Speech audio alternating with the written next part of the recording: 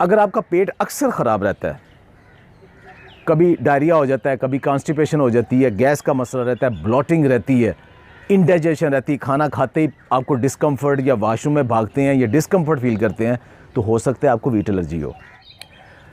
आपने सुना होगा कि एक मुहावरा कि किसी नू माँ बादी तो किसी नू स्वादी। एक ही खुराक एक शख्स को सूट करती है, दूसरे को नहीं सूट करती।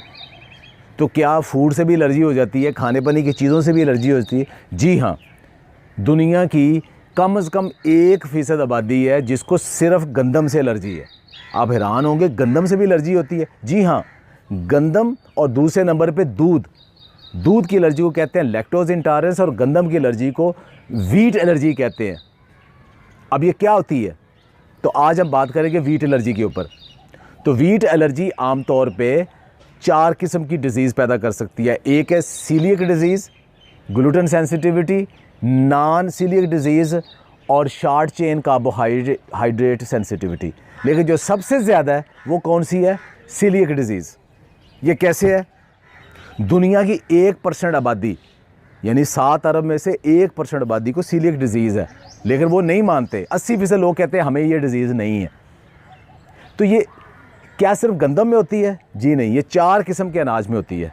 ये ग्लूटेन सबसे ज़्यादा होता है गंदम के अंदर, दूसरे नंबर पे ये होता है जौ के अंदर यानी बारले के अंदर, तीसरे नंबर पे होता है ये राई के अंदर, राई का दाना सुना होगा, चौथे नंबर पे होता है, उसको कहते हैं स्पेल्ट। लेकिन ये राई और स्पेल्ट हमारे यहाँ यूज़ नहीं होते, हमारे यहाँ मेन गंदम ही है और किसी हद तक जौ है। अब ये डिज़ीज़ होती कैसे है? ये गंदम और जौ के अंदर एक प्रोटीन होती है ग्लूटेन, उसकी फर्दर एक ग्लाइडन और ग्लूटिनिन होती हैं। ये क्या करती हैं? ये ऑटो इम्यून डिसऑर्डर कर देती है, और ये जो ग्लूटेन जाती है हमारे जिस्म के अंदर तो उसको एज ए फॉरेन बॉडी समझते हैं, और हमारा स्मॉल इंटेस्टाइन और मैदा उसको एक्सेप्ट नहीं करता। उसके नतीजे में डाइजेशन डिसऑर्डर्स हो जाते हैं। तो उसको जब नहीं लेते वो ठीक हो जाते हैं। कुछ लोगों को बड़ी टेम्परेरी ये बीमारी होती है। अगर आप देखेंगे कुछ बच्चे ऐसे पैदा हुए हैं, छोटे होते ही उनका पेट लूज़ रहता है और बीमार रहते हैं, उनका विगर नहीं बनता और सारी उम्र कमज़ोर ही रहते हैं। उनको यकीनन ग्लूटेन सेंसिटिविटी और सीलियक डिज़ीज़ है।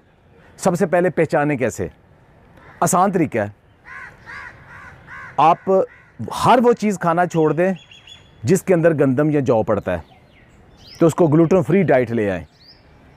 चावल, बाजरा, मकई, कीनवा, बकवीट, एमरंथ, सारी दालें, बाजरा, उसके अलावा ओट, जवी जिसे हम कहते हैं, ये सारी चीज़ें, फ्लैक्स यानी अलसी, चरी, ये सारी वो चीज़ें हैं जो ग्लूटेन फ्री हैं, इनको आप खा सकते हैं। आप ये सारी ग्लूटेन फ्री वाली चीज़ें सारी खाएं। सब्ज़ी, फ्रूट, दालें, गोश्त, अंडा, वो सब ग्लूटेन फ्री हैं, वो सब ग्लूटेन फ्री है। तो आप गंदम और जौ खाना छोड़ दें तो आपका पेट अगर बेहतर हो जाता है तो आपको किसी क्लिनिक में जाने की 1-2 महीने जारी रखें।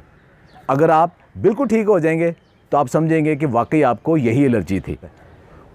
अच्छा, अब इसका करें हम क्या करें? क्या गंदम के बगैर ज़िंदगी है? जी हाँ है। 2004 में मुझे हुआ था, मैंने 1.5 साल गंदम और जौ की कोई प्रोडक्ट नहीं खाई थी, और उसके बाद मैं दोबारा खाना शुरू की, मैं ठीक हो गया, क्योंकि मुझे वीट एलर्जी थी, नॉन सीलियक डिज़ीज़ थी। अगर सीलियक डिज़ीज़ होती वो बाय बर्थ शुरू होती है और कब्र तक जाती है, उसका कोई इलाज नहीं कि स्वाय कि आप छोड़ दें। लेकिन जो नॉन सीलियक है उनका हो सकता है कुछ अर्सा वो ग्लूटेन कम करें और उनके अंदर ऑटो इम्यून एस्टेब्लिश हो जाए और उसके बाद वो खाना शुरू कर दें।